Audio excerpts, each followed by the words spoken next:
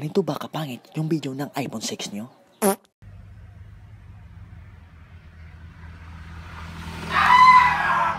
Or baka gusto mo ng ganito ka-smooth?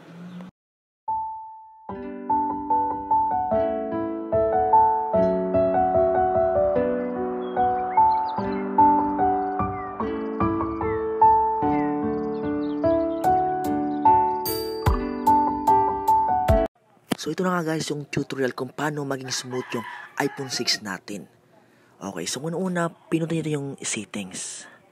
Okay, pagkatapos ng settings is hahanapin natin yung may camera na icon. Okay, so dahan-dahan lang.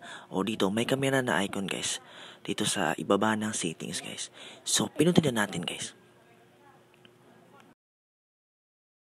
Okay, so pagkatapos guys, meron tayong makikita ditong preserve settings, grid, scan QR code, record video, and record slow-mo. So ang pinag-uusapan tayo ngayon is yung video. So may nakikita kayong 720, 30 fps, yung ating pipindutin. Okay, so as you can see, is meron po siyang tatlong options. So yung nakakita nyo yung options dyan is may 720p at 30 fps. Yung pangalawa naman, yung 1080, 30 fps. Yung pangatlo is 1080, 60 fps.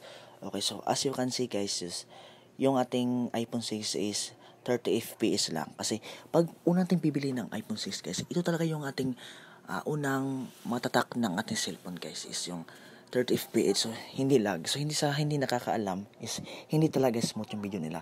So i-compare natin sa ibang iPhone na merong automatic na pag-change, diba? May HD30, HD60.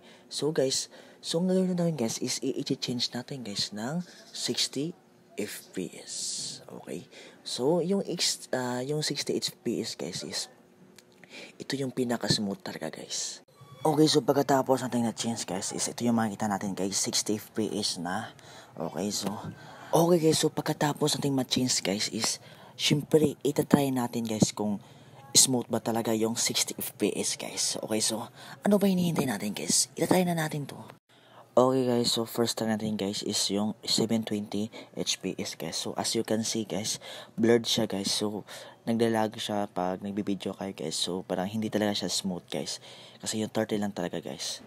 Okay guys, so second change na natin guys yung 60 fps guys. As you can see guys, meron na nang nakalagay HD60. So sobrang smooth talaga guys, diba? Kahit gagalaw-galaw nyo talaga guys, para siyang iPhone 15.